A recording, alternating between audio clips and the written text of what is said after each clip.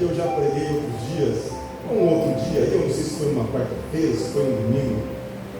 Isso vai cair bem com algumas decisões que nós vamos tomar, algumas coisas que nós vamos fazer na igreja. E precisamos que a igreja entenda algumas coisas. Lá no livro de Lucas, onde o cooperador Rodrigo leu, tem uma mensagem interessante que fala a Deus para nós assim. Eu quero que você toma ela no seu coração de uma maneira maravilhosa.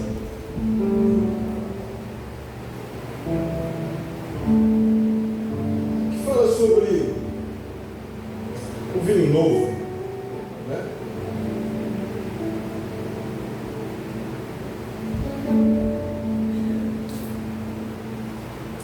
Diz assim: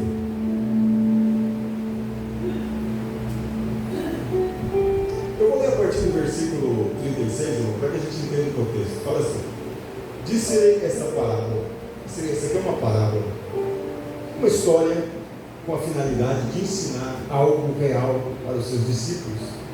Disse-lhe uma parábola: ninguém tira um pedaço de roupa nova e o costura numa roupa velha.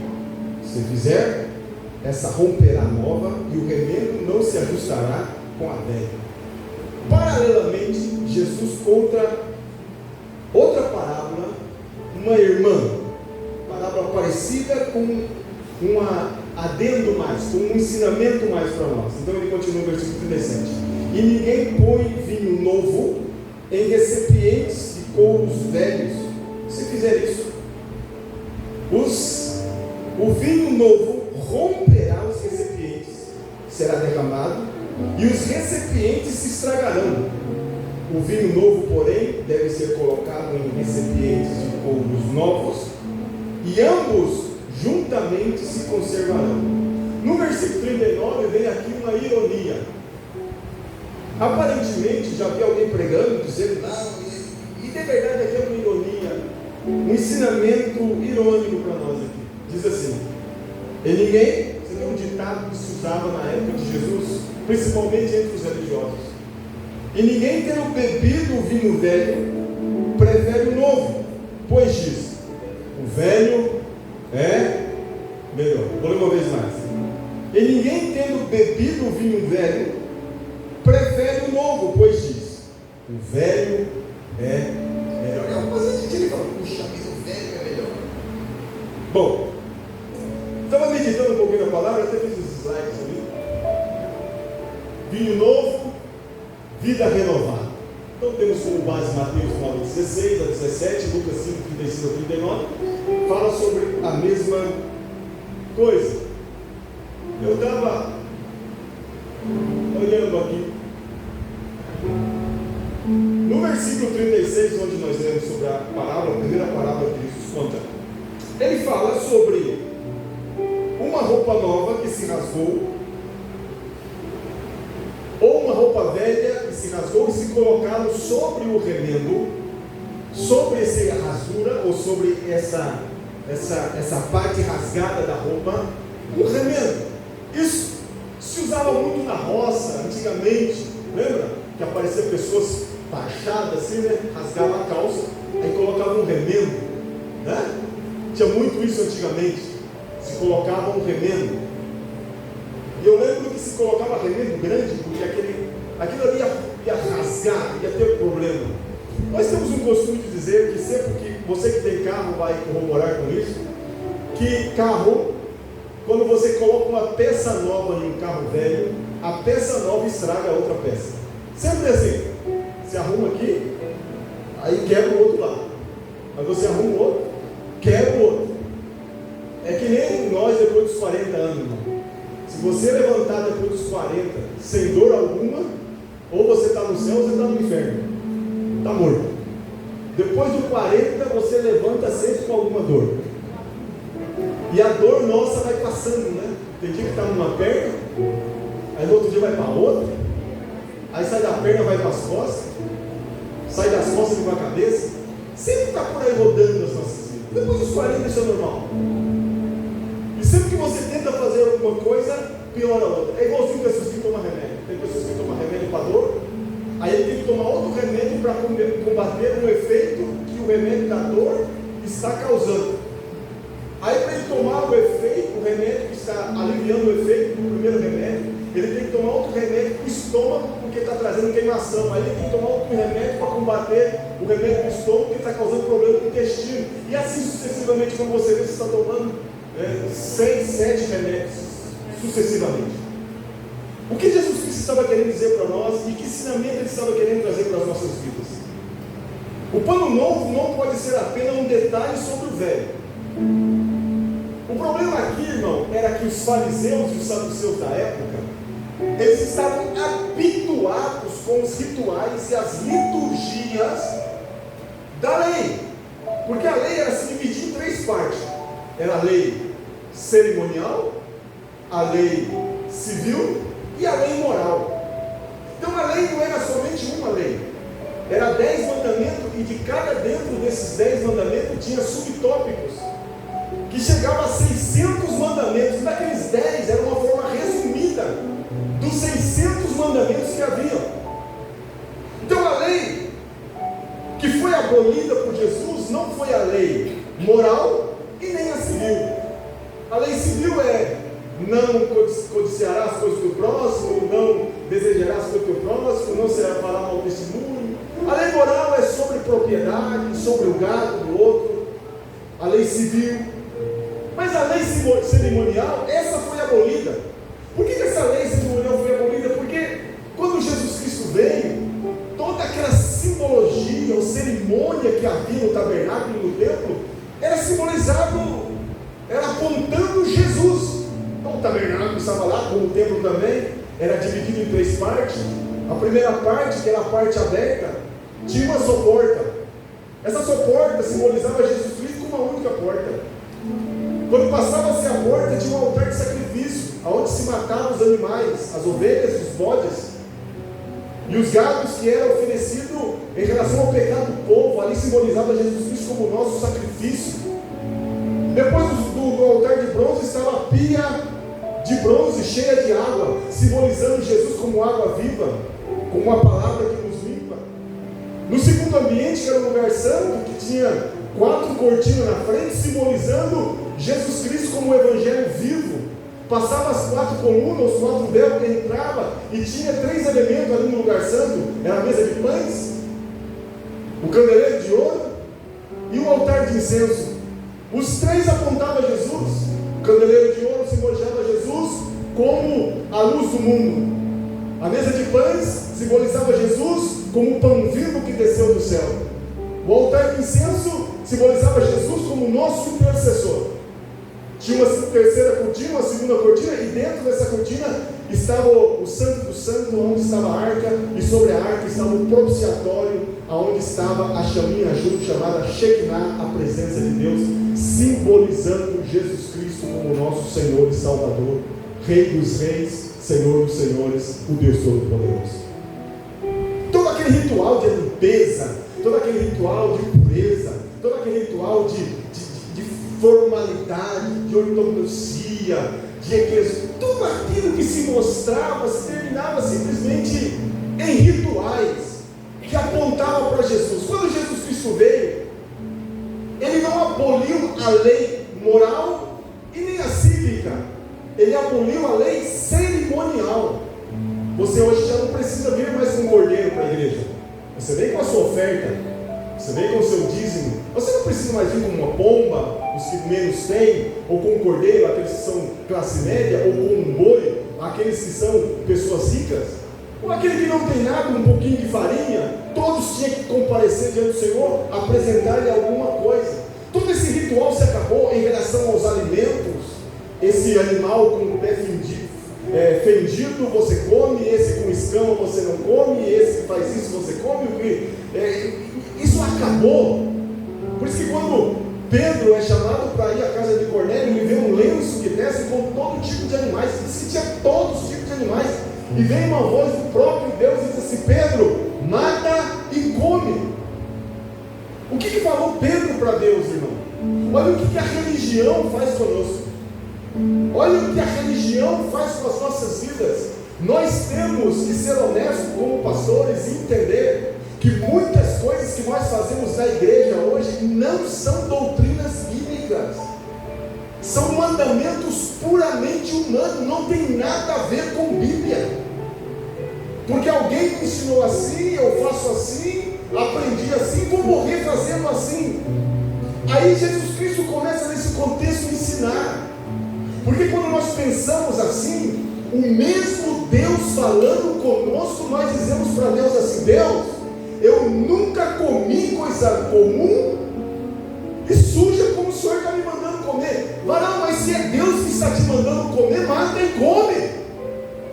3 vezes Deus precisou falar com ele: desce, desce, e ele continua dizendo: não vou comer. Porque é isso que faz a religião conosco. E eu estava olhando que quando Jesus Cristo vem, ele começa a quebrar todo esse ritual. Porque se dizia: não se pode fazer nada no sábado. Aí Jesus vinha e curava no sábado.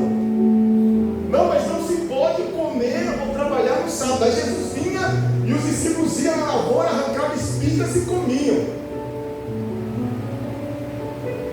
Jesus Cristo ia comer na casa de alguém, Jesus Cristo não lavava as mãos. E já fazia isso de uma forma proporcional. E eles diziam: não, mas a nossa religião, o nosso costume diz que tem que lavar a mão e os pés para comer. E Jesus comia com as mãos sujas. Na lei dizia: o nazireu, ele não pode tocar em morto. Jesus era nazireu, como Sansão foi. E Jesus ia e tocava no caixão com um cadáver dentro. Na lei dizia: olha, o sacerdote, o profeta, não pode sentar na mesa de pecadores. E Jesus ia, sentava e comia com prostitutas, comia com pecadores e com publicanos. E isso foi trazendo uma revolta no coração dos religiosos, porque eles diziam: não, esse homem está quebrando princípios. Mas ao mesmo tempo eles viam que ninguém fazia o que Jesus fazia.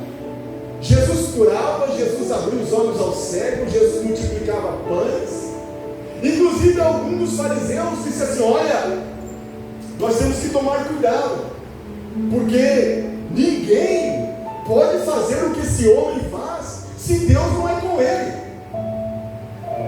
Mas eles se iravam, eles se revoltavam, e nós sabemos o resultado disso: terminaram matando o Filho de Deus por causa da sua religião. Estou estudando o livro de Atos, capítulos do livro de Atos, a partir do versículo 16, 13, 14, 16, 17, até o final do livro de Atos. Você vai ver o Paulo, irmão, se esforçando para pregar o evangelho da graça. Ele dizia para os irmãos gentios que se convertiram e diziam assim: olha, irmãos, vocês não precisam se circuncidar, vocês não precisam guardar o sábado, vocês não precisam guardar a lei. E eles se esforçavam. Aí sabe o que faziam os religiosos? Ia lá na casa do irmãozinho novo convertido e falava: não, tá bom, você aceitou Jesus, tá legal, mas você tem que fazer isso, você tem que fazer aquilo. Mas Paulo disse que é por graça. Não, Paulo está errado, não é por graça. Você aceita Jesus, está bem, mas você tem que continuar fazendo isso, você tem que continuar fazendo aquilo, você tem que continuar fazendo a cerimônia, os rituais da lei, porque senão você não alcança a salvação. E Paulo vinha e dizia não, a tal ponto que Paulo teve que subir a Jerusalém para falar com os pilares da igreja, que era Tiago, Pedro e João. Paulo chega lá e fala assim: olha, está errado, eu estou pregando aqui para os irmãos, como Jesus Cristo me ensinou, que não devemos colocar carga sobre os irmãos gentios. Mas quando eu viro as costas, vem os irmãos judeus e começam a dizer: não, vocês têm que se circuncidar, vocês têm que guardar o sábado, vocês têm que fazer o ritual da lei, vocês têm que fazer aquilo, vocês têm que fazer isso. Então Pedro e João vêm, Pedro interfere, porque Deus já tinha falado com ele lá no capítulo 10, quando você vê Pedro tendo a visão do lenço que descia, e Deus mandou ir na casa de um gentil, o primeiro gentil que é evangelizado por Pedro. Pedro sai dali porque o Espírito Santo mandou. E quando Pedro chega na casa de Cornélio, diz que Pedro chegou lá todo marrento. Chega lá marrento, sabe qual foi a primeira coisa que ele disse? Fala assim: olha, vocês sabem, gentios, já fez uma divisão aí. que nós, judeus, nós somos os tops de lei. Nós não podemos se unir ou estar com o gentio. Mas eu estava orando e o Senhor me mostrou para eu vir aqui. Porque você estava orando para dizer para vocês que o Senhor aceitou as suas ofertas e aceitou as suas orações.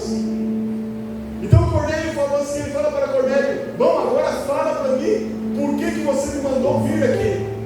Aí ele explica: não, é que o anjo falou que era para chamar você, porque você falaria de Jesus para nós, e eu reuni a minha família para que você assim nos explicasse.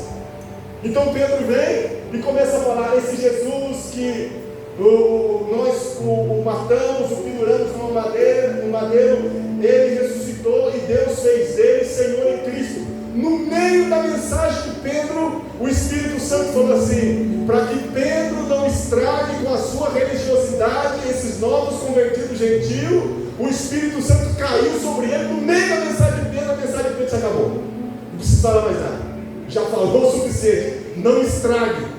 O Espírito Santo cai sobre todos é cheio do Espírito Santo e começam a falar em outras línguas conforme o Espírito estava, como foi lá no dia de Pentecostes, no capítulo 2 do livro de Atos. Então quando Paulo chega lá no concílio com Pedro, Tiago e João e começa a expressar e dizer: olha, os irmãos de Éfeso, os irmãos de Galácias, os irmãos lá de Antioquia, eles foram cheios do Espírito Santo, pregando a palavra, foram batizados, receberam o dom do Espírito Santo, profetizam, falam em outras línguas como nós. Começa a haver uma grande confusão. Então Pedro se levanta e diz assim: irmãos, vocês sabem que eu já contei para vocês do fato que aconteceu comigo lá na casa de Cornélio Gentio, como o Espírito Santo caiu sobre eles. O que significa isso? Se o Espírito Santo caiu sobre os gentios como caiu sobre nós, não tem diferença para Deus entre gentios e judeus. É Deus. Glória a Deus. Aí todos ficaram quietos, falaram: opa. Aí Tiago se levanta e fala assim: irmãos, decidimos a não colocar mais peso sobre os irmãos gentios. A única coisa que pedimos para eles é que vivam em santidade. Isso é legal. Aleluia. Segunda coisa, que se aparte dos ídolos. Isso também é legal. E terceira coisa, que não coma carnes afogadas, ou seja, que não coma sangue. Ali ele já tentou enfiar no meio algo da lei cerimonial. Não vou tirar tudo, mas deixamos um pontinho aí. Não coma sangue. Não vou entrar em detalhes sobre isso. Mas o que estou querendo dizer para os irmãos é o seguinte: que por causa dessas pregações de Paulo, aonde Paulo chegava, toda vez que você for ler Paulo fazendo obra missionária, aonde ele chegava, que fundava uma igreja, alguém tinha uma igreja, o pior problema de Paulo era com os fariseus, saduceus, era com os religiosos. Paulo pregava e eles despregavam. Paulo falava e eles, a ponto de apedrejarem Paulo várias vezes por ele pregar o evangelho da graça e dizer: vocês não precisam se circuncidar, vocês não precisam guardar o sábado, vocês não precisam, é graça merecida. Você não pode fazer nada para alcançar a salvação, você não pode fazer nada para alcançar o perdão de Deus, você não pode fazer nada para entrar no céu, os seus esforços não valem nada. Inclusive a palavra do Senhor fala assim: que a nossa justiça para Deus é como trapo de imundície. A única coisa que nós devemos fazer é entregar o nosso coração para Jesus, aceitar a Ele com todo o nosso coração, com todo o nosso amor e com toda a nossa fé. E o Senhor é o que nos salva. E Paulo recorda os irmãos de Efésios que estavam sendo perseguidos, quando ele fala assim: irmãos, por graça nós somos salvos, e isso não vem de vós, é dom de Deus. É Ele que salva, é Ele que escolhe, é Ele que chama. Se eu e você estamos aqui, é por pura graça, não é por merecimento. Eu merecia e você também está naquela cruz. Eu merecia estar morto, eu merecia ter sido crucificado, é o meu sangue que deveria estar derramado naquela cruz, mas não adiantaria nada, porque esse sangue meu não pode salvar a mim nem ninguém. Mas o sangue de Jesus, puro, limpo, santo, poderoso, maravilhoso,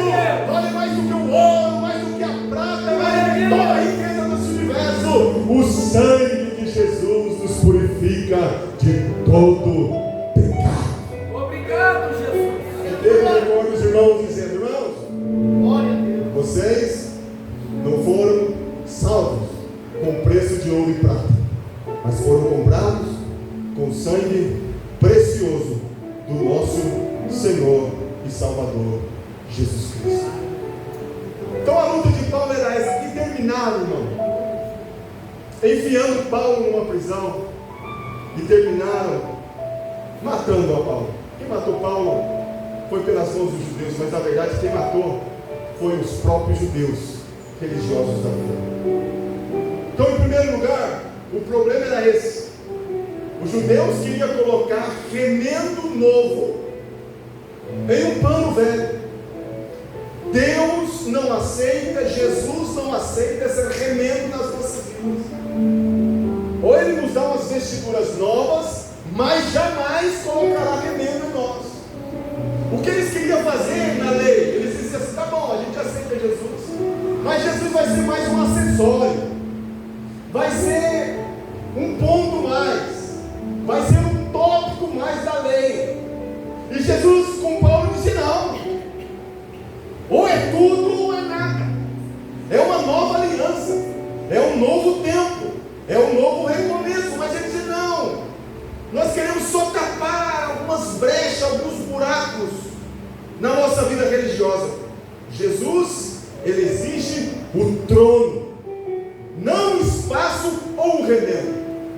Ou nós damos tudo, ou nós não damos nada. O conflito, o pano novo, tem uma força que o tecido velho, desgastado, não suporta. Tentar pentecostalizar costumes mundanos ou legalistas gera um rasgão ainda maior.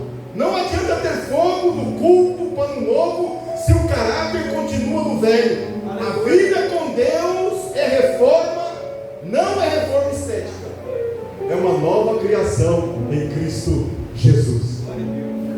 Talvez Jesus dizia: não, vamos fazer um remedinho aí, está tudo legal. Não, tem que ser tudo. Ou é tudo, ou é nada. Segunda parábola fala sobre o segredo do odre: flexibilidade e unção.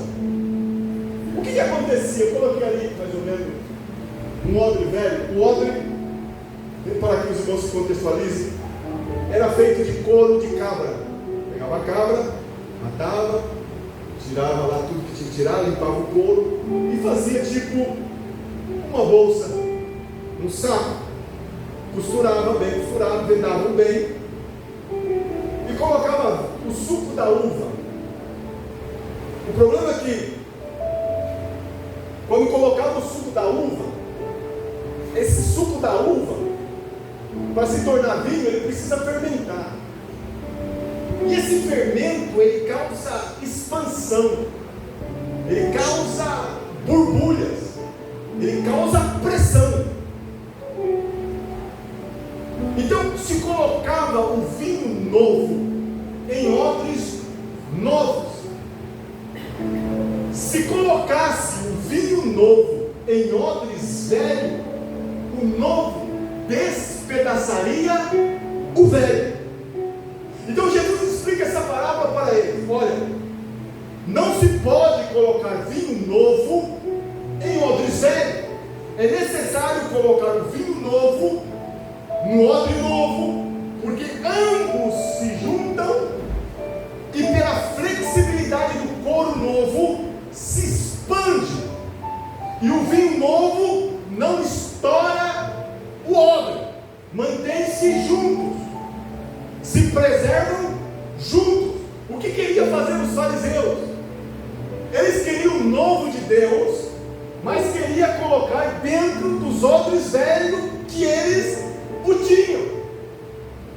Hoje, nós como igreja devemos entender o seguinte: o que funcionava há 30, 40 anos atrás não funciona hoje. Doutrina é doutrina, não se mexe, não se argumenta, não se toca, é causa pétrea. Doutrina é doutrina.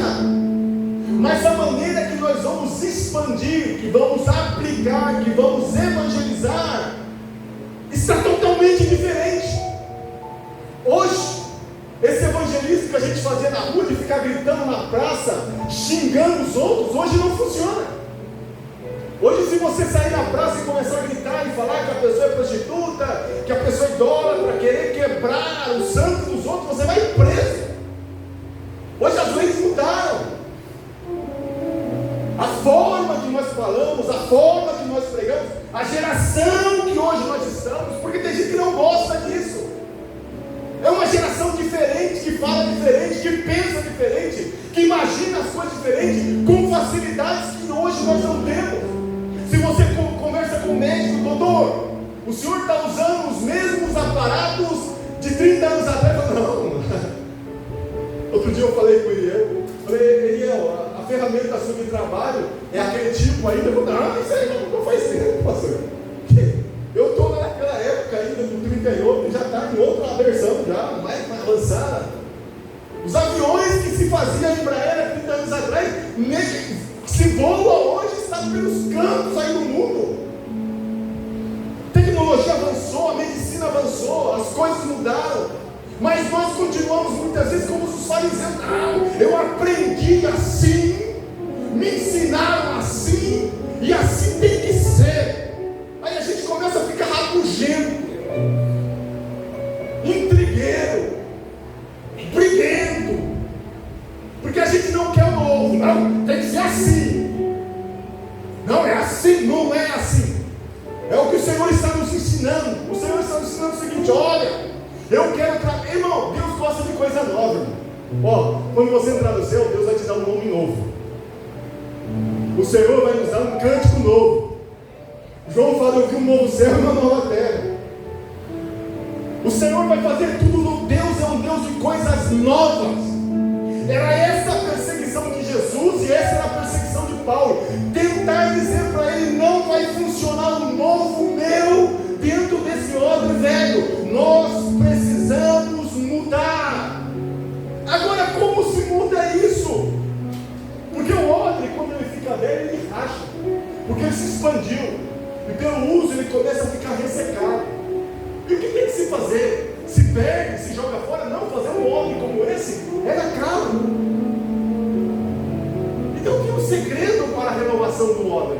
E qual era? Primeiro, colocava ele de molho em água pura. Tinha que ser água pura. Pegava ele, colocava ele de molho em água pura. Deixava ele lá de molho. Depois que tirava ele, depois de um tempo, de uns dias, aplicava óleo sobre ele. Óleo, massageava. Aí diz que voltava novamente a ser flexível. Voltava novamente a ser mole. E estava apto para receber o vinho novo também. Nós, a igreja aqui do Valparaíba, nós precisamos ser mais expostos à palavra. A palavra é a água viva do Senhor. É ela que vai amolecer a nossa vida. Segunda coisa, nós precisamos da unção do Espírito Santo, irmão. Nós precisamos ser batizados no Espírito Santo. Nós precisamos falar em línguas estranhas. Nós precisamos ser cheios da presença do Senhor. Nós necessitamos urgentemente da presença do Espírito Santo, nos orientando e nos guiando para que a gente possa tomar as decisões corretas. E para isso necessitamos estar expostos à palavra. E eu louvo a Deus que nessa igreja Deus nos tem dado homens e mulheres que conhecem a palavra, que vivem a palavra, que pregam a palavra. E nós precisamos da unção do Espírito Santo para receber essa flexibilidade novamente, voltar outra vez a receber o novo de Deus. Deus está prestes a fazer algo novo no Valparaíba. Deus está prestes a fazer algo novo na Vila Tesouro. Deus está prestes a fazer algo novo na tua família. Deus está prestes a fazer algo novo através das nossas vidas. E nós não podemos resistir ao Espírito Santo dizendo: não, Senhor, é muita novidade. Não, Senhor, não é assim que nós aprendemos. Não, Senhor, é assim que tem que ser. Não, naquele tempo, eu me recordo da história de Davi. Diz que quando Saul estava sendo confrontado pelo filisteu lá, o gigante, diz que Davi foi lá. E quando Davi chega lá, por ordem do seu pai, quando Davi chega lá, ele fala assim: O que vai dar para o homem que matar esse povo? Ah, vai fazer isso. Você falou, então eu vou matar. Fala lá para o rei que eu vou matar. Eu vou lutar com ele. Aí o rei chamou o menino, Davi. Falou, rapaz, mas esse é menino ainda. Ele falou, não, mas olha, você não me conhece. Eu matei um urso, matei um leão. Isso aí é um incircunciso. Não é gigante para mim, isso é um incircunciso. Aí o rei falou assim: traz as minhas armaduras lá. Traz as minhas armaduras. Saul era alto, Davi era um pequenininho. Aí vem com as armaduras de Saul e as pessoas colocam ele em Davi. Aí Davi coloca aquelas armaduras desajeitadas, não conseguia andar, disse que ele não conseguia andar. Armadura de ferro, pesada. Aí Davi fala assim: esse aí não é para mim não vai dar certo não. Aí uma vez eu escutei um pregador falando: que a armadura de derrotado não serve para vencedores. Não, irmão, a gente não pode menosprezar as coisas antigas. O que foi feito há anos atrás, há tempos atrás, foi no tempo certo de Deus. Para aquele tempo, deu certo. Para aquele tempo, funcionou. Para aquele tempo, foi a visão que Deus deu. Para aquele tempo, foi certo. No tempo de Saul, aquelas armaduras dele foi útil. Porque se a gente for ver a história de Saul, Saul ganhou muitas batalhas. Era um guerreiro, Saul. E ele ganhou com aquelas armaduras. Então aquelas armaduras para o tempo de Saul era importantíssima. Para o tempo de Saul foi a ferramenta que ele usou para vencer os inimigos. O problema é que agora se acabou o tempo de Saul. Agora entra o tempo de Davi. E o tempo de Davi, essa estratégia é diferente. Mas não se vence soldado experimentado em guerra, principalmente o gigante, com pedra e com funda, Davi. Não se vence desse jeito. Ele vai zombar de você não vai conseguir derrubar isso aí. Só que a estratégia é divina. E qual que é a estratégia? Desce lá, Davi. Você sabe muito bem manejar uma funda. Pega lá 5 pedras, coloca no alforje e vai lá. E com isso você vai derrubar o gigante. E exatamente foi o que aconteceu. E a estratégia que Deus havia dado para Davi foi motivo de zombaria do seu inimigo, dizendo assim: acaso eu sou cachorro, sou algum cão para você vir a mim com pau, pedra? Não tinha um homem aí para me mandar, manda aí um menino. Começa a menosprezar Davi. Só que Davi sabia e conhecia o Deus que ele servia. Então Davi fala assim: olha, você vem a mim com espada, com lança, com estratégia de guerra, mas eu bati em nome do Senhor dos Exércitos. E tem mais uma coisa: hoje eu vou te derrubar. E tem mais uma coisa: hoje eu que vou arrancar a tua cabeça, e as aves do céu vão comer você. Tempos novos, existe planificação nova, objetivo novo, um novo conceito, uma nova ideia, um novo trabalho, mas não encaixa. Deus não trabalha no encaixe de religião, Deus não trabalha no encaixe de homem, Deus trabalha na visão dele. Ele é soberano, ele sabe como faz, ele conhece os tempos, ele conhece a hora, ele conhece o momento, ele conhece aonde nós estamos, o nosso posicionamento, e ele precisa de homens e mulheres que estejam dispostos a ser bereanos. Por que os bereanos eram nobres? Os bereanos eram nobres, sabe por quê, irmãos? Porque eles não tinham nenhum tipo de preconceito em relação à verdade. Eles não tinham nenhum tipo de preconceito em relação ao novo de Deus. Eles não tinham nenhum tipo de preconceito. Não, nós aprendemos assim. Não, quando Paulo veio trazendo coisas novas, eles falaram assim: vamos averiguar na Bíblia. Eles escutaram com atenção, não ficaram questionando Paulo, dizendo: é uma nova. Não, eles disseram: bom, se ele está dizendo que está na Bíblia, então vamos lá para a Bíblia para achar se realmente é o que eles são, e receber uma palavra com bom grado. Pergunto para você nesta noite: você é um bereano? E quando escuta alguma coisa nova, fala assim: olha, eu vou ver se sabe essas escrituras, vou ver se realmente se encaixa com o que está dizendo. Então o Senhor começa a revelar para você coisas maravilhosas. Então, restauração do odre, água, a palavra e óleo, a unção. E termino.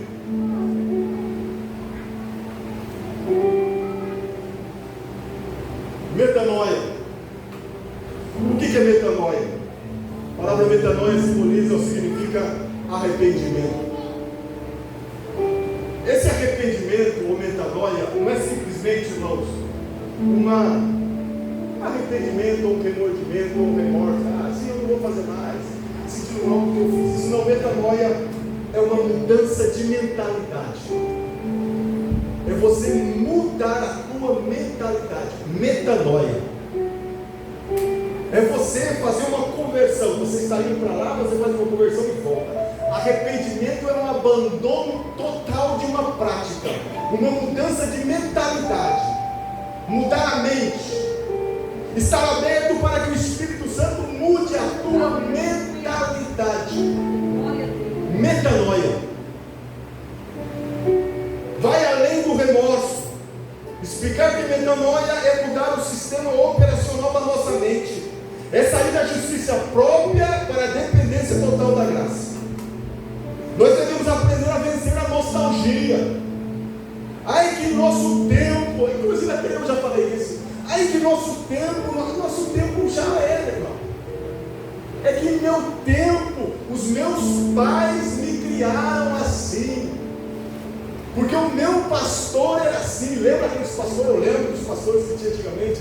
Pensa nos homens duros, irmão. Pensa nos homens que desciam o bambu. Não tinha dó, não tinha pena. E a igreja naquela época era uma igreja submissa. Não tinha os entretenimentos e nem a quantidade de igreja que se tem hoje.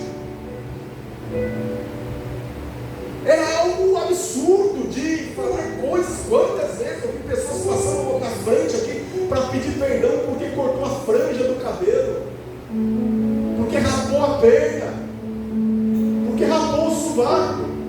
Seu irmão tinha que casar e morar com orangotango. Não podia. Um crente de bermuda era o fim do mundo. Um crente que ia na praia era um pecado absurdo. E dizia, não, naquela época havia santidade. Eu quero dizer para você que havia sim, como hoje também tem. Mas tinha uma quantidade de pecado escondido. Eu lembro que era um moleque e de repente estourava uma bomba. Porque o pai de fulano violou ela durante a madrugada. Isso tem dentro da igreja. É que casal de irmãos trocaram, foi para casa. Eu estou falando da década de 90, começo de 90, finalzinho de 80. Só que antigamente não era divulgado como hoje. Naquela época não tinha fuxinho gospel, não tinha rede social, não tinha. Então era mais escondido, por isso que a gente não sabia o que estava acontecendo. Mas tinha o pecado de arrancar o cabelo da cabeça. Mas como se escondia, ninguém falava aquela coisa toda, a não ser quando Deus levantava um profeta. E Deus levantava um profeta porque chegava num patamar. Eu lembro que na igreja onde eu congregava tinha um presbítero lá que há 7 anos ele violava a sua própria filha. E Deus teve que levantar realmente um profeta que veio de outra cidade para colocar o dedo na cara dele. E sabe o que ele fez? Ele disse, não, é mentira, profeta do diabo. Até que Deus colocou uma enfermidade nele mortal. E no leito da enfermidade ele confessou o seu pecado. Hoje, nós estamos num tempo no qual a igreja do Senhor Jesus Cristo tem que entender que o passado já ficou para trás, que o Senhor está nos dando uma oportunidade de alcançar essa nova geração com o Evangelho, com uma forma de falar, com uma forma de dizer, com uma forma de expressar, com novas ferramentas, alcançar o mundo, alcançar o nosso bairro, alcançar a nossa vizinhança. Essa história de nós virmos na igreja, sentarmos aqui e sairmos daqui, não, o culto tem que ser na quarta, o culto tem que ser na sexta, o culto tem que ser no domingo, e o culto tem que ser assim, porque foi assim, sempre foi assim, e assim vai ter que ser. Não tem que ser. Nós precisamos parar de querer cultuar a Deus somente na igreja. O mundo precisa conhecer de mim, conhecer de você. Nós precisamos sair pelas ruas, tocando na porta dos nossos vizinhos, como fizemos no mês passado, falando para eles assim, olha, eu vim aqui para perguntar para você, se você tem algum pedido de oração, porque nós queremos orar por você. É tempo de nós, lá no trabalho, mostrar Cristo através das nossas vidas. É tempo de nós mostrar aos nossos parentes Cristo através das nossas vidas. É tempo de nós abraçarmos o novo de Deus. Deus quer derramar o vinho novo, mas enquanto nós estivermos insistindo, dizendo, não, eu Eu tenho saudade, como diz aqui no livro de Lucas, no capítulo 39, ninguém tendo bebido o vinho velho prefere o novo, pois o velho é melhor. Isso é ironia, por quê? Porque aqui não é uma verdade absoluta. O Senhor está sendo irônico aqui, porque Ele está dizendo, porque quando você se acostuma com o velho, você não quer mudança, e mudança exige que a gente saia do nosso comodismo. Mudança força a gente a sair da rotina e dizer: não, não funciona assim. Deus está nos impulsando para um novo lugar, para uma nova área. É preciso aceitar o novo de Deus, porque se nós não aceitarmos, nós vamos ficando para trás. Não sei se vocês estão conhecendo a história da igreja Deus e Amor. A igreja Deus e Amor foi uma igreja exponencial, década de 90, de 80, comecinho de 2000, uma igreja exponencial. O missionário Davi Miranda morreu, a igreja continuou da mesma maneira. Hoje, todas as congregações dos bairros da igreja Deus e Amor estão se fechando. Todas. Fechou aqui na Vila Tesouro, vocês devem saber disso. Aqui eles já dizem, fechou aqui, fechou em vários lugares. Agora vão ficar somente na sede. Isso está no Brasil e no exterior inteiro. Por quê? Eles não se renovaram. Graças a Deus que Deus levantou o Neto.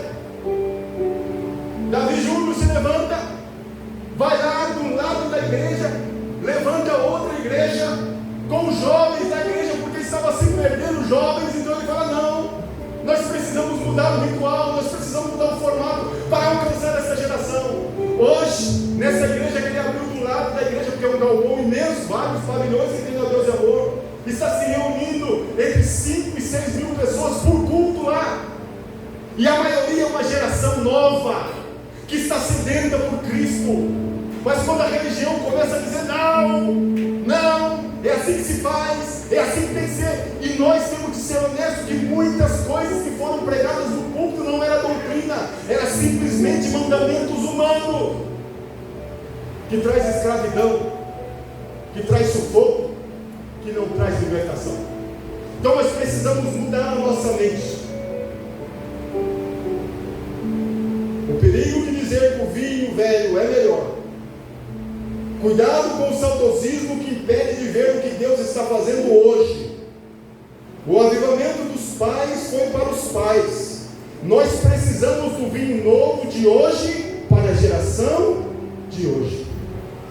E o Senhor fala assim: quando somos odres novos, a doutrina simboliza o couro, ou o couro simboliza a doutrina, é preservada, e o fogo, o vinho, é mantido.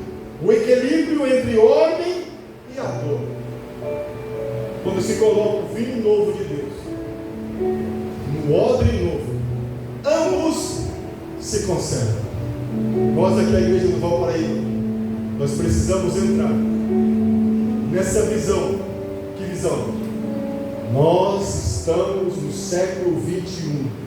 Precisamos pensar de uma maneira nova, e para isso precisamos de uma mentalidade renovada. Por isso que Paulo fala: não vos conformeis com esse mundo, antes, pela renovação do vosso entendimento, comproveis qual seja a boa, perfeita e agradável vontade de Deus para nós. Aí eu acrescento: hoje. Para onde o vento de Deus está nos impulsionando? O que o vento de Deus está fazendo com isso? Por que eu estou falando isso, irmãos? Porque a igreja do Valparaíba é uma igreja aberta para mudanças. Nós não queremos trazer para cá mundanismo. Não queremos trazer para cá inovações. O que nós queremos é trazer o novo de Deus, o vinho novo do Senhor. O Senhor tem coisas novas para fazer no Valparaíba. O Senhor quer alcançar os seus filhos e os meus filhos adolescentes, irmãos. Por que os nossos filhos não querem vir à igreja? Por que muitas vezes os jovens não querem vir à igreja? Porque chega aqui e compra muitas vezes uma igreja com característica que não é real com o tempo pelo qual nós vivemos. E eu não estou dizendo de luzes, de paredes. Isso aqui, sem uma mentalidade renovada, não adianta nada. É querer colocar remendo novo em tela velha. O que nós temos que mudar é simplesmente o ambiente. Não é querer trazer inovação informação do mundo para cá, ou o que a igreja fulana está fazendo, não.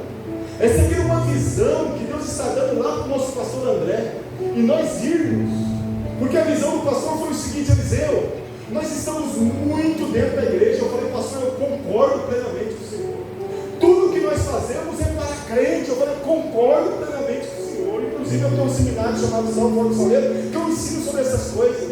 Nós precisamos ser sal, mas não dentro do saleiro. Precisamos ser um sal que salga a terra, que leva sabor aonde necessita. Eliseu, nós precisamos alcançar São José. Eu falei, eu concordo com o Senhor plenamente, pastor. Essa é a minha pregação lá. E o que nós devemos fazer? Nós devemos sair das quatro paredes, pastor. E como que nós podemos fazer isso? O Senhor vai dando direcionamento. Então ele falou assim: nós precisamos evitar estar dentro da igreja e começar a ir aonde Jesus Cristo nos mandou ir. Aonde está o coxo, aonde está o aleijado, aonde está o cego, aonde está o perdido. Os perdidos não virão, irmão, nós teremos que ir. O mandamento não é eles vir, o mandamento é nós ir. Então nós precisamos começar a trabalhar mais para fora da igreja. E eu estou falando aqui para o irmão John de Missões. Johnny, esses dias que nós vamos ter de culto fora, é para fora. Não invente outros trabalhos dentro da igreja. Nós precisamos trabalhar no reino, e o reino é lá fora. Nós precisamos alcançar esse bairro. Nós precisamos tocar porta por porta. Nós precisamos dizer para as pessoas que Jesus Cristo as ama, que Jesus Cristo perdoa, que Jesus Cristo salva, que Jesus Cristo prega e irá buscar a sua igreja. E o Senhor quer usar a minha e a sua vida. Nós não podemos sair da igreja e continuar como qualquer um lá fora. Nós precisamos adquirir ferramentas aqui dentro, sair lá para fora e mostrar que nós realmente temos Cristo na nossa vida. E devemos entender esse momento no qual nós estamos passando. Termino. Nós vamos continuar com o advento, ou nós vamos nos renovar para que Deus venha com o seu novo e traga vida às nossas vidas? Então o que nós vamos fazer, pastor? Os nossos cultos de sexta-feira, nós vamos começar assim, um culto de ensinamento com preparação para a liderança da igreja. Vamos trazer os obreiros mais para perto, irmãos. E nós vamos outra sexta-feira fazer culto na rua, em casa. Já conversei com o líder de jovem do Iriel. Eu falei, Iriel, eu preciso que os jovens da igreja façam pequenos grupos caseiros, missão do lar. Que não vai sexta-feira na casa de um, sexta-feira na casa de outro. Se reúna lá. Convide os amigos, porque não é só ir lá conversar entre nós, é convidar pessoas. Dizer, olha, de repente você não vai na igreja, mas então nós temos uma reunião lá em casa que vamos tratar de alguns assuntos pertinentes na nossa época. Depressão, ansiedade, problemas mentais. As pessoas estão sofrendo de suicídio. Nós vamos conversar, falar um pouquinho sobre isso e levar a luz bíblica para você. Então uma pessoa chega lá, você ganha primeiramente a pessoa para você, depois você ganha para Jesus. Porque nós queremos meter o evangelho com ela abaixo das pessoas, mas nós não queremos perder tempo, gastar tempo com as pessoas. As pessoas precisam ser ouvidas, as pessoas precisam ser amadas, as pessoas precisam que alguém preste ouvidos para que elas falem. E você precisa estar preparado para prestar ouvido. Por isso que a Bíblia fala que é melhor a gente ouvir do que falar. Por isso que a gente tem 2 ouvidos e uma só boca. Ouvimos mais para poder abençoar mais. Sexta-feira agora nós teremos um culto lá na casa da irmã Eliane. Com certeza ela vai chamar alguém lá. Nós vamos lá cultuar ao Senhor, fazer uma missão no lar lá. É um culto de gratidão. Nós vamos lá estar adorando, bendizendo a Deus pela vida da irmã. E com certeza algumas pessoas que não é crente estarão lá também. Nós vamos pregar o Evangelho. Terça-feira agora vai ter lá no Sapê também um culto lá. Eu falei para o Johnny, chama os obreiros para te ajudar. O Jadir está indo lá também. Chama alguém para ministrar, leva lá, que pregue a palavra. Faça de lá uma igreja também, um grupo de irmãos lá, que adora o Senhor. Não podemos perder tempo. Leve pessoas para te ajudar. Esteja por lá adorando, cultuando ao Senhor, servindo a Deus. Precisamos sair mais dos 4 paredes. Precisamos romper rituais, liturgias, costumes, saudosismo. É um novo tempo. Daqui para frente é novo tempo, nova história, novo recomeço, nova visão, novo direcionamento. Precisamos levar ao Evangelho as boas novas de Cristo. O meu sonho é o que está escrito lá no livro de Atos, quando o povo de Efésios, se não me foge a memória, falam assim: aqueles que encheram o mundo dessa doutrina chegaram aqui entre nós, e nós temos medo que invada e nós comecemos a perder o nosso culto à deusa Diana. Que coisa linda, né? Aqueles que encheram o mundo com essa doutrina chegaram e estão entre nós. Que tão perigoso somos nós para o inferno, que tão perigoso somos nós para Satanás. Então é tempo de sairmos do nosso compromisso. Por isso alguns continuam dizendo: não, vinho velho é melhor. Não, é melhor. Aí o Senhor diz: não, é vinho novo. O vinho novo, ele não é tão suave como o vinho velho. Ele não é tão delicioso como o vinho velho. Porque o vinho novo, irmão, ele causa expansão, orgulho, ele nos incomoda, ele nos pressiona, ele nos empurra para fora. É exatamente isso que Jesus está dizendo. Eu não posso colocar o novo meu em odre sério. Maneira de renovar-se, palavra e unção. A unção e a palavra, água e óleo. Não tem nada melhor. Precisamos do teu óleo, Senhor. Coloque-se de pé. Precisamos da tua unção, Jesus. Precisamos do teu renovo, Senhor.